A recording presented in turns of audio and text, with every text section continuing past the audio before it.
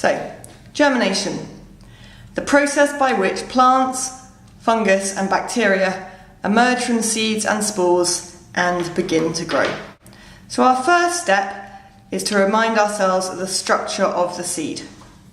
So looking at the structure of the seed, here we have the external structure of the seed.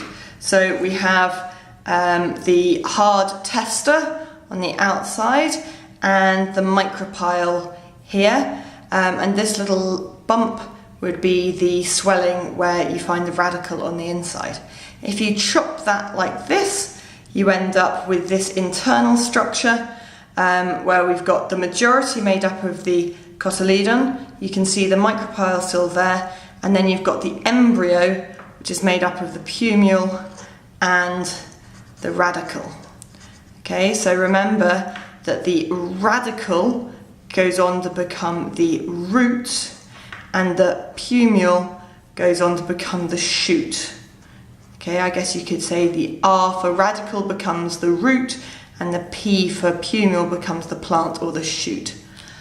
Now, for germination to occur, the first thing that needs to happen is there needs to be water. And so what will happen is that water will enter through the micropyle, and that will then cause the cotyledons to swell. Okay?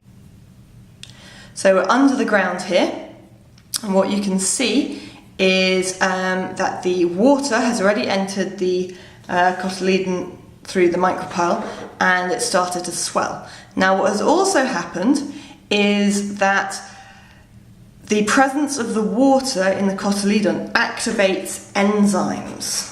Okay? And the enzymes that are activated are amylase and protease. Now what will happen here is that the amylase will break down the stored starch in the cotyledon to maltose and glucose, and the protease will break down stored proteins to amino acids. These are small molecules, so they can diffuse from the cotyledon into the embryo here and enable it to start to grow. Hence, we now see the radicle emerging from the seed.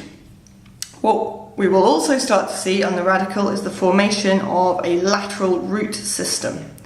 So as that starts to grow, you'll see a formation of the lateral root system.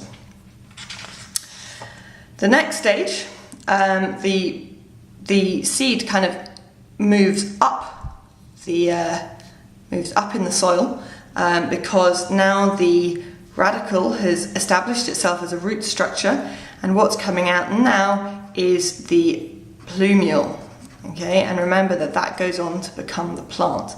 So you can see here that the tester has split and will now fall off as the plumule kind of grows and goes up like that, as shown in the next diagram.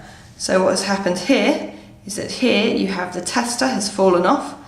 These two parts are the cotyledons, which go green and start to photosynthesize to provide obviously more food substances for respiration to occur, for growth to occur. Here's the plumule starting to make leaves, more photosynthetic tissue, and the radicle has formed a strong root system, and so this is now a fully germinated and ready to start growing little plantlets.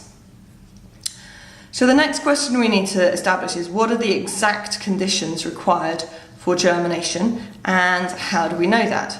So it's time to look at another classic experiment.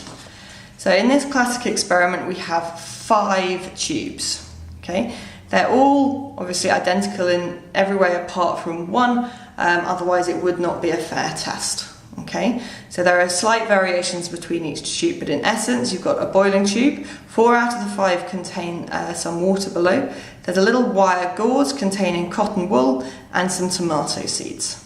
Okay, so in tube A, the cotton wool is wet and you have water here, and it's kept in the warmth and the light. Tube B, the cotton wool is wet, you've got tomato seeds here, there's water here. is kept in the cold and the dark. Tube C, wet, warm and dark. Tube D, warm and light and wet, but this solution isn't water, it's a solution called pyrogalol, which absorbs oxygen. Okay, so there's no oxygen in this tube. So no O2. Okay, and this one has dry cotton wool, nothing here, and is kept in the warm and the light. Okay, so the tubes are obviously set up, and then they wait to see what happens. And what we see is that in tube A, the seeds start to germinate, and you get little shoots forming. Okay, so the conditions present here are warmth, light, and oxygen. Okay, we've got all of those. Tube B, no growth occurs. Tube C, no growth occurs. Tube D, no growth occurs, and tube E, no growth occurs. Okay, so what we can deduce from that is that we need warmth, light, and oxygen. But the important thing to remember is you need all three. Okay, this one has oxygen, okay, but it doesn't have warmth or light. This one has oxygen and it has warmth, but it doesn't have light, so that's no good.